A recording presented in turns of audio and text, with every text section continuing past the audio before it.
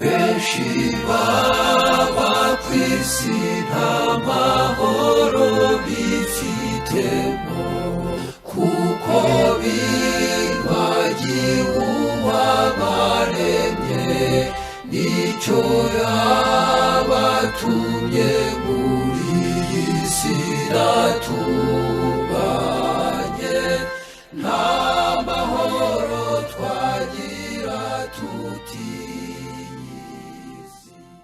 ntabwo twatekana Nshuti mukurikiye ibiganiro bya radiyo Urumuri, nari nanze kurogoya ako karirimbo ka Kizito Mihigo, akaririmbo gakubiyemo amagambo rwose meza k'umukristo, ngashyizeho nyine nyuma y'izo nyigisho padiri amaze kuduha kugira ngo tubihuze maze tuvanemo amasomo akwiye azatuyobora iki cyumweru cyose.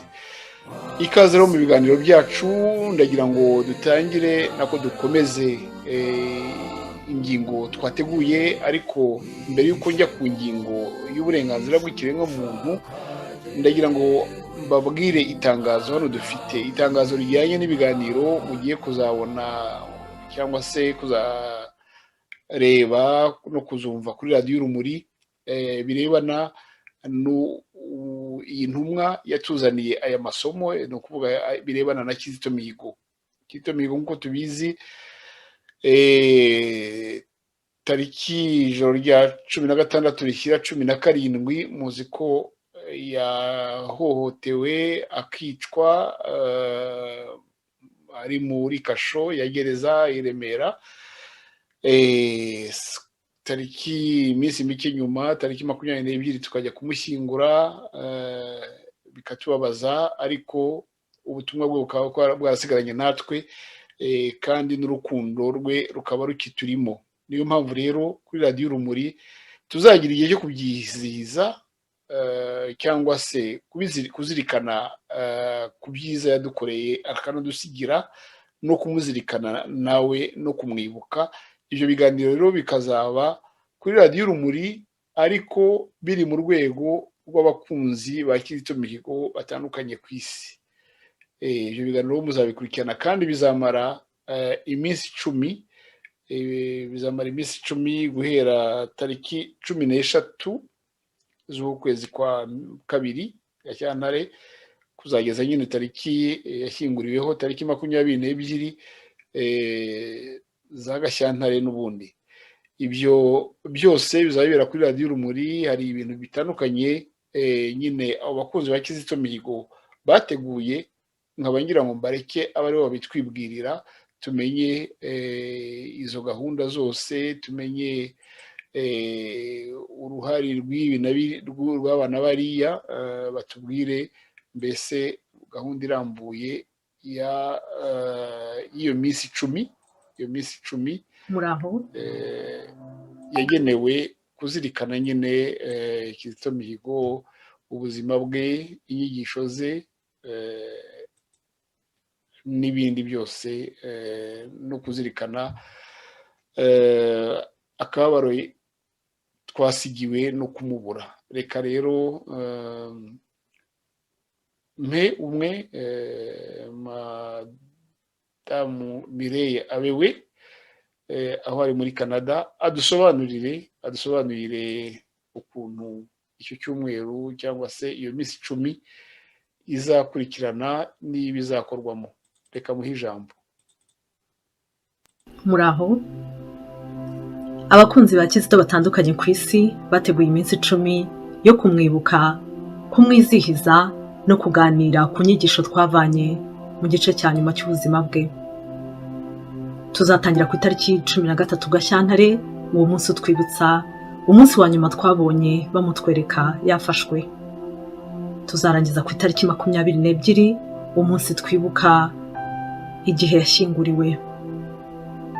Twateguye insanganyamatsiko 10 zizajyana na buri munsi, zikaba zijyanye n'ibyabaye kuri Kizito ndetse no ku bandi, bityo tukazavanamo amasomo ku banyarwanda muri rusange. Umunsi wa mbere tuzibanda ku kibazo gikunze kuba mu Rwanda cyo kunekesha abaturage no kubazanamo umwiryane. Ni gute twabyanga burundu twe nka rubanda rwa giseseka. Umunsi wa kabiri tuzavuga ku gutabariza. Ni gute twareka kuba abantu b'indeba ngo dutake gusa ari uko twagezweho. Umunsi wa gatatu twavuga uburyo usanga abatabariza bahinduka ikibazo ndetse abandi bagapfukiranwa. Umunsi wa kane twarebera hamwe uburyo baharabika bagaserereza ndetse bagasesereza utabaza n'utabarizwa. Umunsi wa gatanu twakwibanda ku buryo inzirakarengane zicwa urubozo mu rwatubyaye. Umunsi wa gatandatu twavuga ku buryo usanga amakuru akwirakwizwa kandi nta gihamya. Umunsi wa karindwi twasangizanya uburyo twagiye tubona abantu batinya gutabara kubw'ingaruka byabagiraho. Umunsi wa munani ni gute twajya twiyandikira amateka yacu kugira ngo dusige ibimenyetso ndetse dufashe n'abazahura n'ibibazo bitandukanye. Umunsi wa 9 twarebera hamwe uko twazabonera ubutabera abatuvuyemo kabone niyo bitaba ubu. Umunsi wa 10 ari wo wa nyuma twagaruka ku murage Kizito yadusigiye. Ntitumurebe nk'umuhanzi gusa ahubwo wese n'urugendo rutoroshye yari yarakoze nk'umunyarwanda. Si je devais me choisir un nom et que son nom devrait signifier ce que je suis, en tout cas ce que je veux être de tout cœur, je m'appellerais le Rwanda, réconcilié par le Christ. C'est pas mal comme appellation.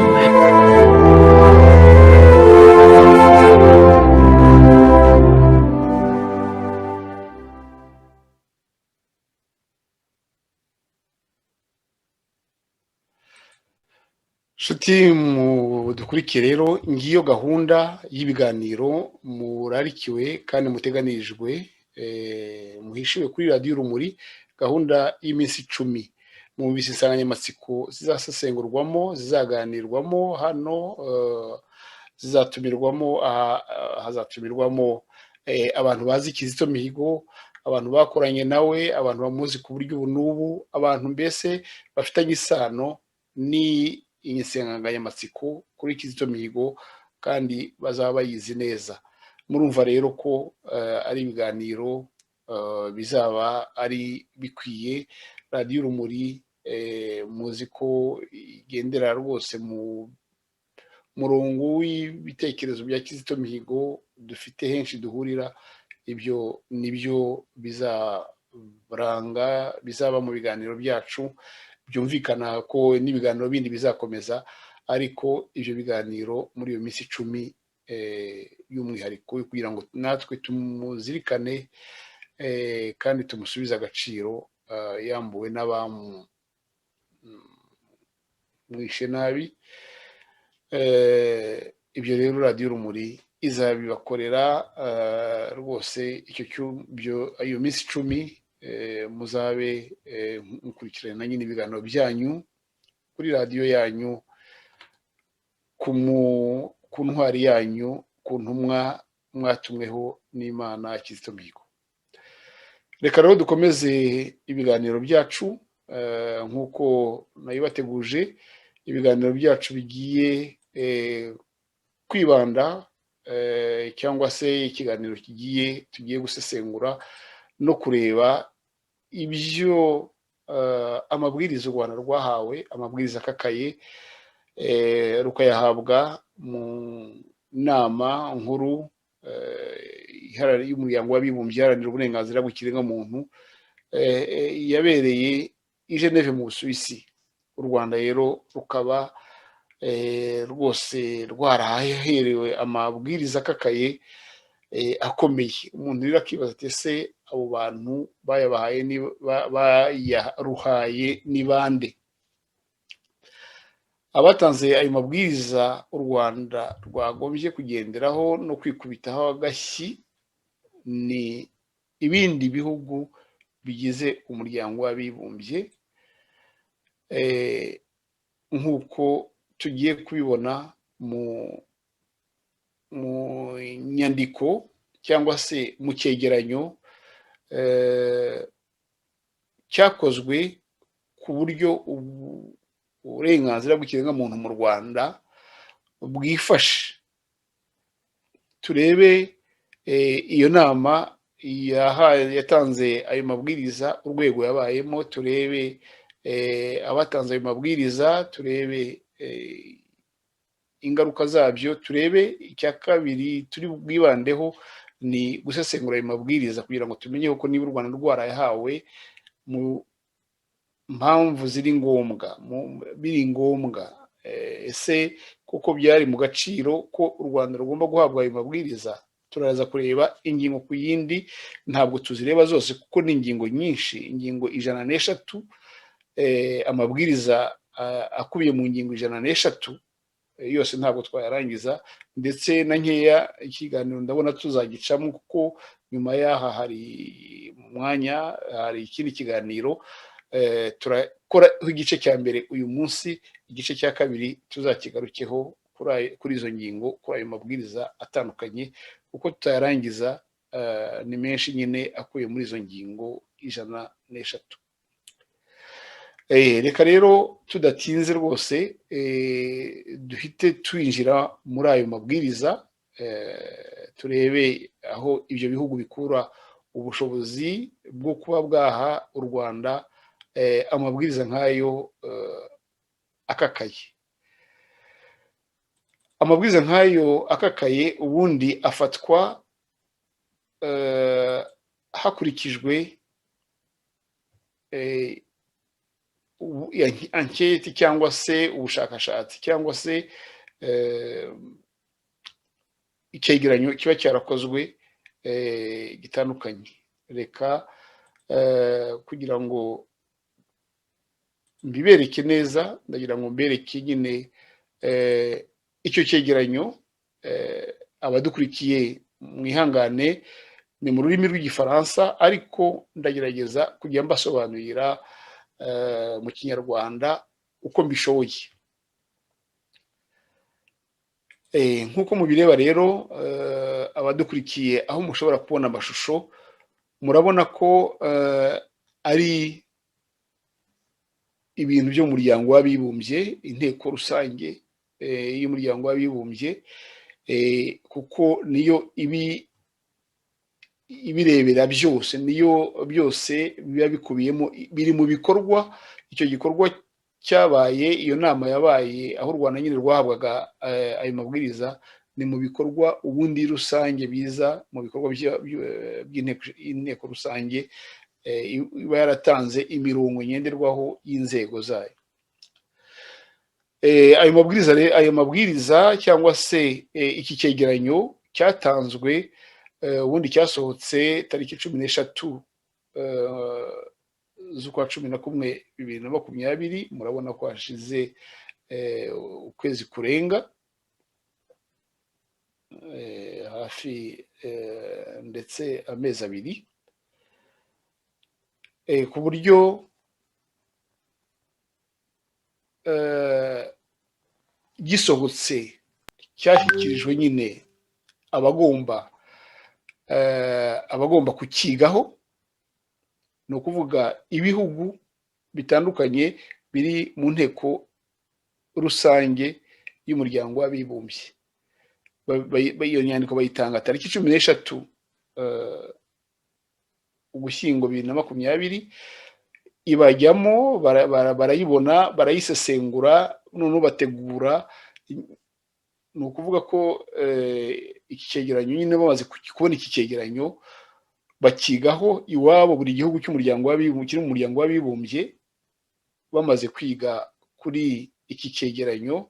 Uko mubireba umutwe wacyo uravuga ngo compilation concernant le Rwanda, ni ukuvuga ko bafashe ibintu byose birebana n'uburenganzira bw'ikiremwamuntu, uburyo bwubahirizwa mu Rwanda, babihuriza hamwe, bavanamo iki cyegeranyo. Icyegeranyo ari nacyo bahereyeho bafata amabwiriza nyine bahaye u Rwanda. Ese ububasha bwo guha u Rwanda nk'igihugu ayo mabwiriza, ni kuko nk'uko nabivuze, ibihugu byose byari byarimo byagize icyo bivuga muri iyo nteko, navuze ibihugu hafi 99 byatanze nyine icyo bitekereza, ibitekerezo byabyo cyangwa se amabwiriza ku byerekeranye n'uburyo uburenganzira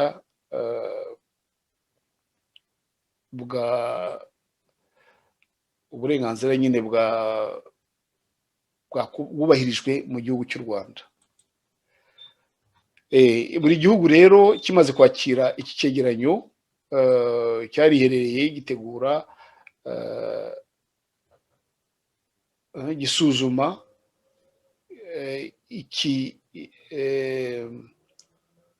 iri kusanyirizo ry'ibyo u Rwanda uburyo rwabayeho, ibikorwa rwakoze mu byerekeye n'uburenganzira bw'ikiremwamuntu kuva inama nk'iyo yaba. Iyo nama ni inama yitwa examen périodique universel du Conseil des droits de l'homme, nk'uko badukurikiranye ku mashusho nyine babireba.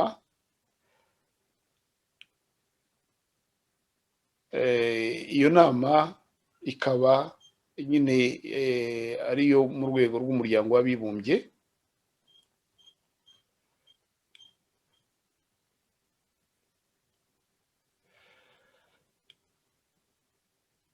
Iyo nama ikaba ari ingarukagihe,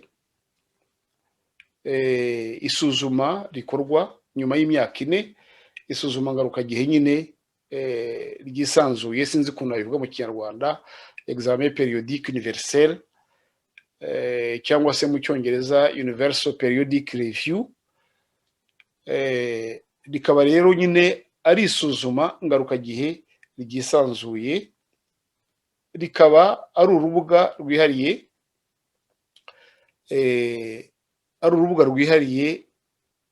rw'akanama gashinzwe uburenganzira bwa muntu cyangwa se bw'ikiremwamuntu.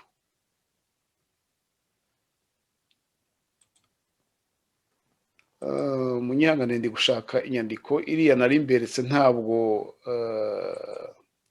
ariyo, ariko mfite indi ivuga, ndashaka kubashakira inyandiko ivuga aho ububasha buva. Ibyo bihugu byahaye u Rwanda ayo mabwiriza bikura hehe ubwo bubasha? Ni inyandiko rero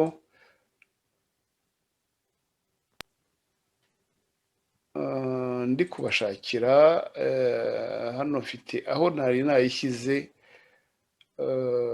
ndi gushaka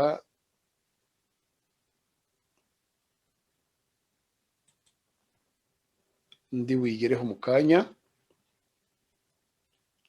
ndayibereka, ariko nagira ngo mbibasobanurire mbere y'uko nayibereka. Iryo suzuma rero ngarukagihe ryisanzuye, universal periodic review cyangwa se mu Gifaransa examen périodique universel, ni urubuga rwihariye rw'akanama gashinzwe nyine uburenganzira bwa muntu. Iyo universal periodic review cyangwa se examen périodique universel yashyizweho n'umwanzuro w'inteko rusange w'umuryango w'abibumbye nimero 60/251 yo ku ya 18 Kamena 2007. Iyo ni inteko rusange y'umuryango w'abibumbye yashyizeho urwo rubuga rwihariye rw'ako kanama gashinzwe uburenganzira bwa muntu mu bihugu bigize umuryango w'abibumbye.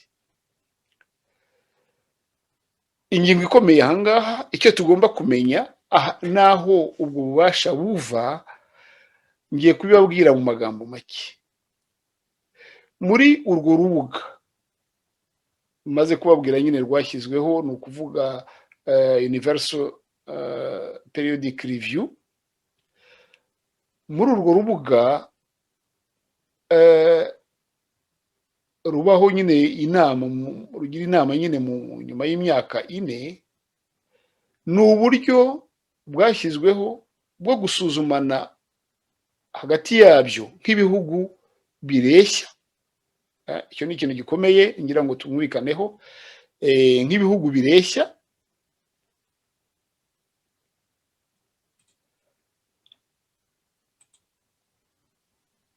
Reka ngaragaza amashusho kuko iriya nyandiko yo yindi turayigeraho mu kanya, ivuga ahubwo ubasha guturuka nawe iyo ndayibereka mu kanya, ariko reka mbanze mbabwire mu magambo make ko nari mbitangiye. Urwo rubuga rero ni uburyo bwo gusuzumana hagati y'ibyo bihugu, ku buryo ibyo bihugu biba bireshya. Ni ukuvuga ko u Rwanda, Leta Zunze Ubumwe za Amerika, Uburusiya n'ahandi, mbese ibihugu byose bigize umuryango w'abibumbye biba bireshya muri urwo rubuga. Ni ukuvuga ko isuzuma rikorwa na za leta ku zindi.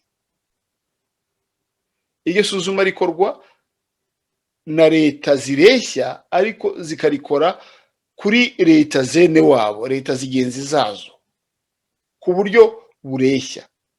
Nta gihugu rero kiba gifite umwihariko wo kuboneranwa. Ahangaha ndagira ngo nibutse niho umuntu yibaza kuri biriya bintu bya u Rwanda nyine rumaze gushyirwaho ayo mabwiriza akakaye.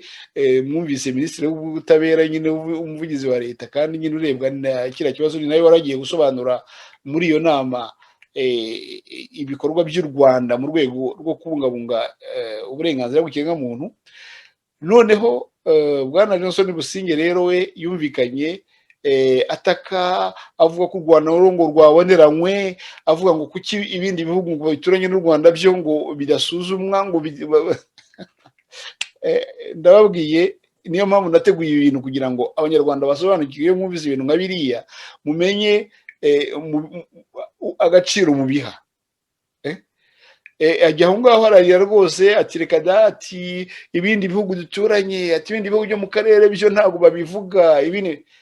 No, ahangaha maze kubibabwira, maze kubibereka, ndabereka inyandiko mu kanya igenderwaho y'amabwiriza. Nababwiye itegeko, nababwiye ko urwo rubuga rwashyizweho n'inteko rusange y'umuryango w'abibumbye mu cyemezo 60 akarukaberanye 251 yo ku ya 18 Kamena 2007.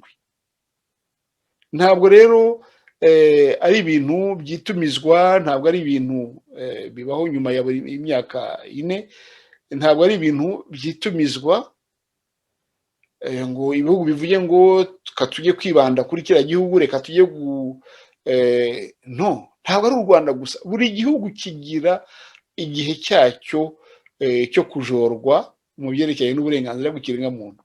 Kumva rero Minisitiri w'Ubutabera we atabyumva gutyo, kandi byanditse mu nyandiko z'umuryango w'abibumbye u Rwanda rwashyizeho umukono, wavuga uti ese uko kwiriza guterwa n'iki? Ahangaha ariko bikaba byumvikana. Mubare nshyireho akange nanjye. U Rwanda murabizi ko nyuma ya Jenoside yakorewe Abatutsi rwahawe ububasha bwose bwo guhonyora uburenganzira bwo ari bwo bwose. FPR igiye ku butegetsi yabwa uburenganzira bwo kwica, bwo guhonyora, ku buryo ubu ngubu yabaye ibibujije. Bimera nka wa mwana bagize bajeyi, noneho icyo ari cyo cyose akaba ari ugihabwa, icyo ari cyo cyose akaba ari ugihabwa. Noneho wageraho umubyeyi amubwira ati niba ari umupira wo gutera bamuhaye, bamubwira bati ishyira hasi mutere hamwe n'abandi bana, akiriza ngo kuki agomba gukina n'abandi bana. Ibyo rero ni muri urwo rwego jyewe mbifatamo, nkurikije aya mabwiriza y'umuryango w'abibumbye, nkurikije uburyo UPR universal periodic review, ni ukuvuga iri suzuma ngarukagihe ryisanzuye, igihe niko narivuze mu kinyarwanda. Nibaza ko bwana Johnson Businge ahari atumvise amahame agenga ibi bintu, bikaba rero bibabaje ku muntu uri nko muri kiriya cyicaro, yagombye kubimenya. Ibyo kwigira bajeyi ngo wabungura ati nimureke kwica, bati ndekada kuko bamaze igihe imyaka myinshi bica, babwira ati nimureke uburenganzira bwo gutanga ibitekerezo buri wese abugire, bati rekada kubera ko bamaze imyaka myinshi ntago batanga. Ni nka wa mwana udashaka kurekura umupira ngo awukine n'abandi bana, nyine umwana bagize bajeyi igihe kirekire agakura ari bajeyi. Uko niko mbifata jewe, nshobora kuba nibeshya, mu mbabarire, nta nubwo ari ugushaka kumusebya, ariko jewe ndahera ku bikorwa bye yakoze, ku magambo ye yavuze, no ku mategeko agenderwaho nyine twahoze tuvuga. Ndavuga nyine ko ivyo bihugu byose bigendera ku ihame ryo kuba bireshya, nta gihugu gisumba ikindi, ariko buri cyose kigomba kuvuga ku kindi. N'u Rwanda narwo rufite uburenganzira bwo kuzajora Ubwongereza mu byerekeye n'uburenganzira bw'ikiremwamuntu, mu gihe Ubwongereza aribwo buzabuvugwaho. Ibyo rero nta gihugu kigomba kurira ngo cyo bakigizaho nkana kuko ibindi bihugu no, buri gihugu cyose kigira igihe cyacyo. Ibyo bihugu byose kandi bisaba kwemera ubwo buryo kuko byasinye ayo masezerano, kandi buri wese muri ibyo bihugu, buri wese muri bafite uburenganzira bwo kujora no gutanga ibyifuzo byo kunoza imyubahirize y'uburenganzira bwa muntu ku kindi gihugu. Nibyo nasobanuraga.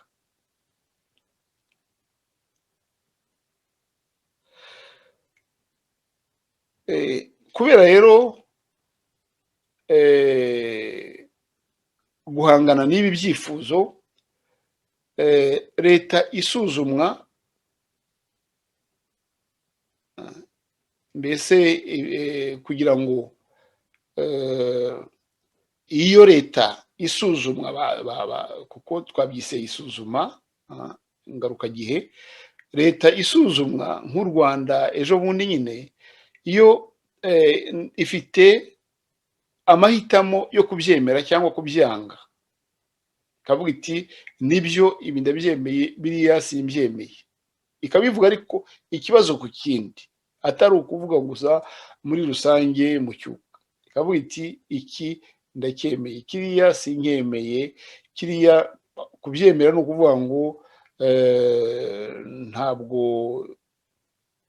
ayo mabwiriza afite ishingiro kubera ko twubahirije uburenganzira bwa muntu kuri iyo ngingo.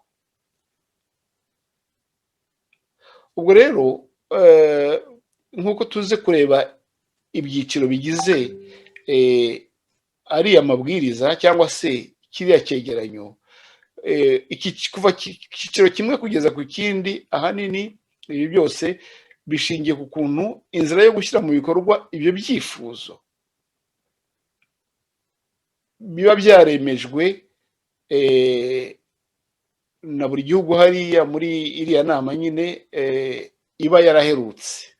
Ni ukuvuga ko niba igihugu gisuzumwa gifite imyaka 4 barasuzumye uburenganzira bw'ikiremwamuntu uburyo bwubahirizwa muri icyo gihugu, noneho nyuma y'imyaka 4 bakongera bakakigarukaho, bareba mu bika bitandukanye uko nyine ubushize intambwe yatewe uhereye ku mabwiriza icyo gihugu kiba cyarahawe muri iyo nama ibanjirije iheruka. Nguko uko bikora, nguko uko kiriya kintu iriya nama mbese ririya suzuma ngarukagihe ryisanzuye rikora, rikaba rifite amabwiriza arigenga. Amabwiriza ni menshi, ariko mbabwiye iby'ibanze kugira ngo mwumve yuko biriya bihugu byahaye amabwiriza u Rwanda bibifitiye uburenganzira, bihabwa n'ayo mabwiriza cyangwa se n'ayo masezerano yari ashingiye ku nteko rusange y'umuryango w'abibumbye.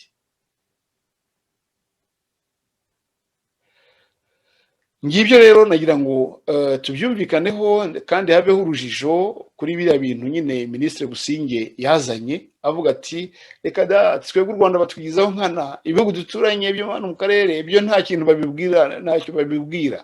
Buri gihugu cyose na Leta Zunze Ubumwe za Amerika, icyo gihugu cyose kiri mu muryango w'abibumbye, uko hariya byari mu nama ari 192, buri gihugu cyose kigira umwanya wo kunengwa, wo kujorwa mu byerekeranye n'uburenganzira bw'ikiremwamuntu, kandi ibihugu byose nta gito nta kinini byose bikaba bifite amajwi angana n'uruhare rungana.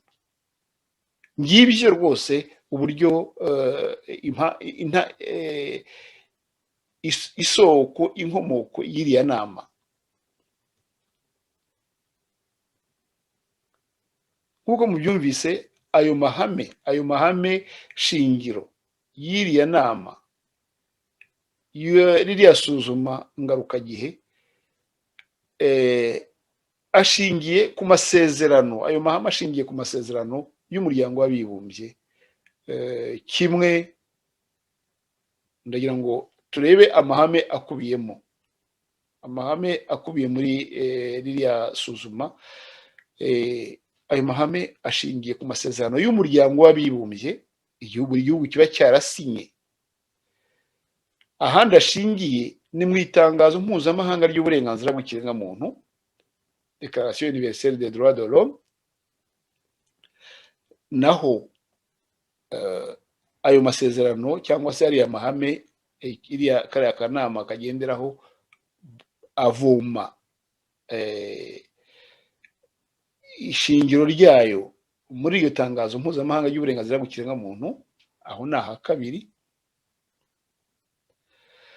Hakaba kandi n'inshingano z'amasezerano zireba buri gihugu n'ingingo cyo ubwacyo kiba cyariyemeje ku bushake mu bijyanye n'uburenganzira bwa muntu. Haba hari igihugu ibyo cyiyemereye, cyiyangajeho, cyavuze kiti twebwe tuzakora ibi, uburenganzira bw'ikiremwamuntu tuzakora ibi. Baravuga urabyemeye, bakareba niba bihuje n'ibiri muri ariya masoko abiri nari mvuze muri iriya tangazo mpuzamahanga ry'uburenganzira bwa muntu, bakareba niba bihuje n'amasezerano y'umuryango w'abibumbye. Ibi byose basanga bihuye, noneho bakavuga bati reka turebe noneho amahame akubiye muri ayo masako atatu yose, niba amahame y'uburenganzira bw'ikiremwamuntu yose muyubahiriza. Aho niho kariya kanama se cyangwa se ruriya rwego rwa UPR rukura amahame rugenderaho mu kunenga cyangwa se mu kujora buri gihugu mu byerekeranye no kubahiriza uburenganzira bw'ikiremwamuntu. Hari inyandiko nk'uko maze kwivuga hejuru, inyandiko eshatu zifashishwa mu igenzura. Ni ukuvuga rya buri gihe, niba igenzura ryabanjirije ku Rwanda ryarahereye ku mpapuro runaka cyangwa se ku bintu nyine bikubiye mu mpapuro runaka, aho niho bagenda bavanamo uburyo u Rwanda rwagiye rwubahiriza uburenganzira bw'ikiremwamuntu. hari inyandiko rero eshatu cyangwa se ibyegeranyo by'amoko atatu byifashishwa mu igenzura kugira ngo bahereho bategura ayo mahame cyangwa se nako ayo mabwiriza baha buri gihugu uko kigenzuwe. Biva rero mu nyandiko ziba zateguye eshatu cyangwa se mu byegeranyo bitatu. Icya mbere, hari amakuru aba yateguwe na leta bireba. Mwumve rwose ko ubundi biriya bintu byagombye kuba rwose bihuje n'ukuri, kuko ikintu bibandaho cyane ni amakuru baba bahawe n'iriya leta igenzurwa, leta bireba. U Rwanda buriya iriya nama kugira ngo ibe ejo bundi nyine yarugenzuraga, yaruhaga amabwiriza bagendeye ku makuru u Rwanda rw'urwarwo rwitangiye mbere y'uko iyo nama iba. Icyo gihugu kigenzurwa kitangira uburyo cyubahirije uburenganzira bw'ikiremwamuntu bigaherwaho. Icya kabiri, ikindi cyegeranyo giherwaho amakuru kugira ngo bagenzure ni icyegeranyo kiba cyarateguwe n'ibiro bya komiseri mukuru w'uburenganzira bwa muntu. Mwumve rwose ko ari ngombwa, burya umuryango w'abibumbye ufite nawo uburyo ukora iperereza ryawo. None ugafata icyegeranyo kigategurwa n'ibiro bya komiseri mukuru w'uburenganzira bwa muntu. Icyo cyegeranyo giturutse iwe kuri uwo mukomiseri kiba gikubiyemo amakuru nyine ava muri za raporo zitandukanye, raporo z'inzego ziri mu masezerano n'uburyo mbese y'amasezerano yandi yihariye, raporo z'ubushakashatsi n'ibitekerezo byatanzwe n'aba cyangwa bariya, ndetse na leta irebwa nyine n'icyo kibazo. Hanyuma n'indi nyandiko icyegeranyo kiba cyarateguwe n'abandi, gikubiyemo amakuru yizewe kandi yemewe n'abandi bafatanyabikorwa, harimo n'imiryango itegamiye kuri leta, za ONG, imiryango y'uburenganzira bw'ikiremwamuntu itandukanye. Ibyo byose nabyo bikora ibyegeranyo, maze nabyo bikaba indi soko ya gatatu yo ku kariya kanama kaba karavanyemo ibyerekeranye n'icyo gihugu kizagenzurwa. Aha ngaha impamvu nateguye ibi ngibi ni ukugira ngo mwumvishe yuko nta kwibeshya bishoboka, nta rwango rushoboka, nta kagambane gashoboka.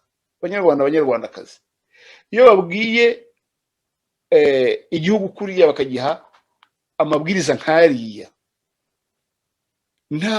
aba ari amabwiriza ahuje n'ukuri kuzuye, ukurikije ahantu baba bavanye amakuru hose atandukanye mbabwiye, kandi bikaba ari ibihugu byose. Noneho yari ibihugu 192 bigize umuryango w'abibumbye bivuga amagambo amwe, bibwira icyo gihugu kigenzurwa.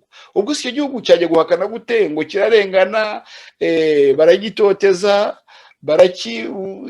barakibonera, ibyo ni ibintu bidashoboka. Nagira ngo rwose Bwana Johnson Businge abyumve, yumve ko abanyarwanda radiyo Urumuri ibibasobanurira, nabo nazajya akora ibikorwa biriya ajya yumva ko abanyarwanda bamunenga, bamwibazaho.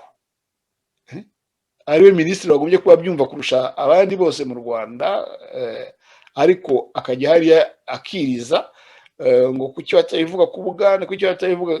Nabo igihe cyabo iyo kigeze Uganda barayivuga, bagafata ayo maraporo Uganda bakayinenga, bakayijora, bakayiha amabwiriza.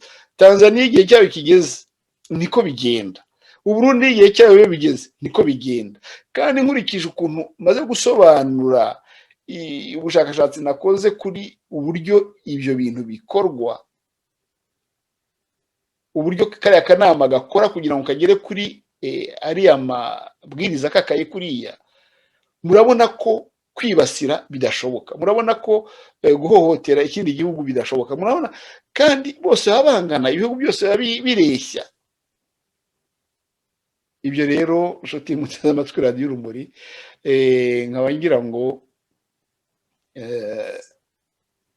ibi ngibi ubushakashatsi nakoze bubereke ko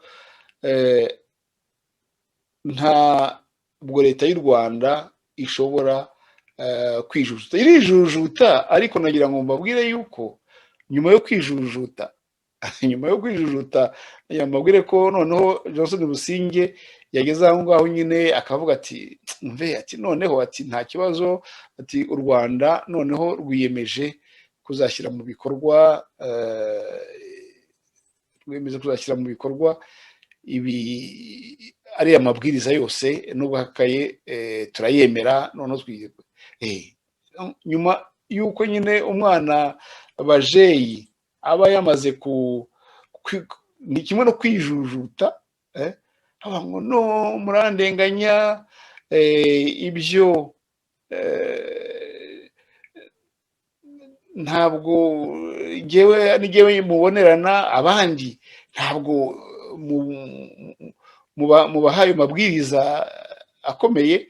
Nuko nyuma yaho bamaze kumva ko abantu bamaze gusobanukirwa ibyo barimo, twabonye hasohoka inyandiko, mu kanya niho nahoze mbireba mu kinyamakuru Igihe, inyandiko yasohotse ejo tariki 30 Mutarama 2021 saa 7 mu kinyamakuru Igihe nyine, aho bavuga ngo u Rwanda rwemeye kuzubahiriza inama rwagiriwe mu kubahiriza uburenganzira bwa muntu. Nyine muri iyo nama, nyuma yo kwitotomba, Johnson Businge avuga ngo u Rwanda ngo barukorera amarorerwa, bararuhohotera, agomba kuba Abongereza n'Abanyamerika barabwiye bati uratwita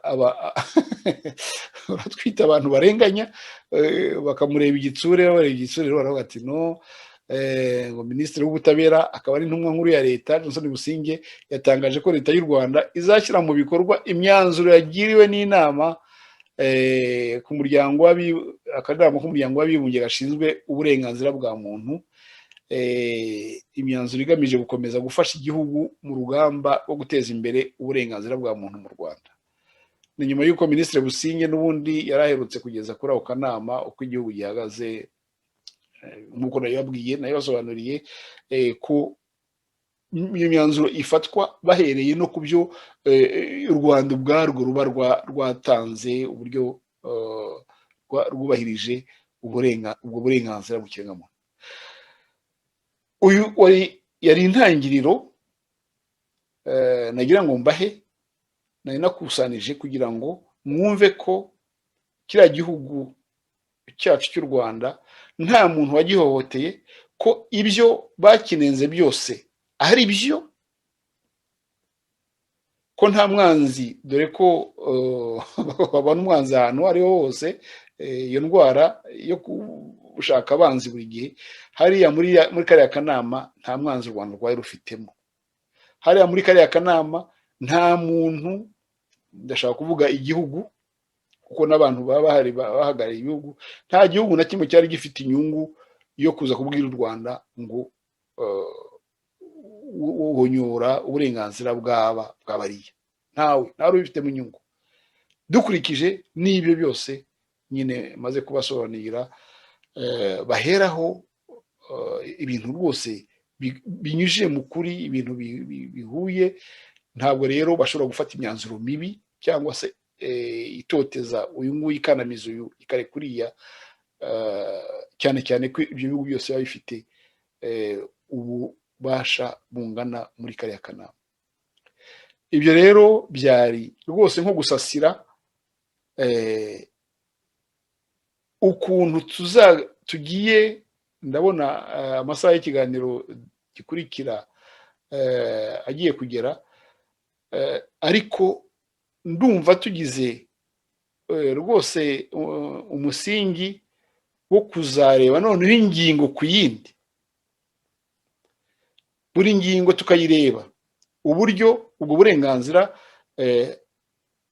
aho bariya abantu bakuye muri izi nyandiko tumaze kuvuga, impamvu bavuze ko u Rwanda rutubahiriza uburenganzira bw'iki kuri ubu buryo, tubirebe tubisesengure. Ndagira ngo muri ubwo buryo bwo kubisesengura buri munyarwanda azagira isura y'imibereho ye, y'igihugu cye, y'uburyo kiyobowe. Ikindi kandi twebwe nka radiyo ya sosiyete sivile, igikoresho cya sosiyete sivile, tuba tugomba guharanira uburenganzira bw'ikiremwamuntu. Tuba tugira ngo n'iriya leta nayo tuyibwire, nk'ubu tuzakomeza kujya tubyibutsa kugeza igihe kariya kanama kariya suzuma ngarukagihe kazongera kuba nyuma y'imyaka, noneho nibura tukaba twarafashije abayoboye u Rwanda, kubera gukomeza tubibutsa ko bagombye guharanira iki na kiriya na kiriya. Natwe ibi nibyo tuzajya duheraho, niryo shingiro ry'isura cyangwa se indorerwamo tuzajya tureberamo ibikorwa by'iriya leta. Tuyibwira tuti reba ahangaha bari barakubwiye ngo uzabe nyuma y'imyaka 4 uzabe warangije gukora iki, uzabe wamaze gukora iki, none reba aho ugeze, reba birava habi bijya habi kurushaho, cyangwa se ni byiza mukomereza aho ngaho mugeze aho ubutaha noneho nta mabwiriza akakaye muzongera guhabwa kuri iyi ngingo niyo kwihohotera uburenganzira bw'ikiremwamuntu. Mwumvise rero umusingi rwose tuzaheraho dusesengura ingingo ku yindi, kandi ngira ngo ngurangize uwo musingi, ngurangirize hano. Ndagira ngo mbwire leta y'u Rwanda yuko ibi biganiro biba bigamije kuyigirira neza. Nigeze kubabwira nti leta y'u Rwanda yagombye kureba ishyira miliyoni muri za Arsenal no muri za Paris Saint-Germain, ariko ngira ngo ahubwo izo miliyoni yari zikwiye kuzishyira muri radiyo Urumuri, kuko umurimo tuyikorera ya leta ni indashyikirwa. Mu by'ukuri navuga ko dusa n'abayitunganyiriza imirimo y'ubuyobozi bwayo. Yaba yumvaga ibyo radiyo Urumuri iyibwira, ikumva ibyo twebwe nka sosiyete sivile umurongo tuyishyiramo tugira ngo igenderemo, yakwiye kumva ibyo inama tuyigira ikazikurikiza. Ibyo bibazo byose byo kwijujuta, byo kuvuga ngo barayirenganya, ibyo byose ntibyazanabaho, ndetse n'amabwiriza nk'aya ngaya ayikakariye ntabwo yazongera kuyabona. Niyo mpamvu mvuga nti ibyo tuvuga hano biba bifitiye akamaro kurusha abandi bose, niyo ya mbere ibifitemo inyungu. Birumvikana ko umunyarwanda uhohoterwa azaruhuka, kuko nicyo tuba tugamije. Ariko kugira ngo aruhuke tugomba gukanda hejuru aho umukandamiza ari. Icyo tuba dushaka cy'ibanze ni uko rero umuturage amererwa neza, agira uburenganzira bwe busesuye mu byo amategeko amwemerera.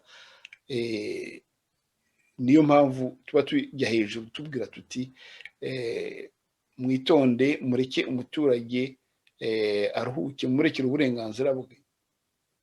Kandi iyo tubabwira, ndashaka kuvuga leta, ni ibikuramo inyungu kurusha abandi bose. Niyo mpamvu mvuga ni ubundi bari bakwiye nibura kudushimira, cyangwa se bakadufata nk'abantu batari abanzi babo. Twebwe ntabwo turi abanzi babo, ntabwo aricyo tuba tugambiriye. Nshuti mwiza w'amatwi radiyo urumuri rero, ubwo ubutaha tuzabagezaho ingingo ku yindi, ariya mabwiriza akakaye nk'uko nababwiye 103 akubiye mu bika bitandukanye, ariko nta yose nsiko tuzayavugaho. Tuzareba ayo twatoranije y'ibanze niyo tuzajya tuvugaho. Hari andi aba adakomeye cyane, yose abakomeye, ariko twarebye turi kureba kugira ngo tuzabagezeho ayo tubona ateye ibibazo kurusha indi. Soko y'ubwiza bw'Afrika, tuzagukorera, tuzagusingiza, tubwira amahanga.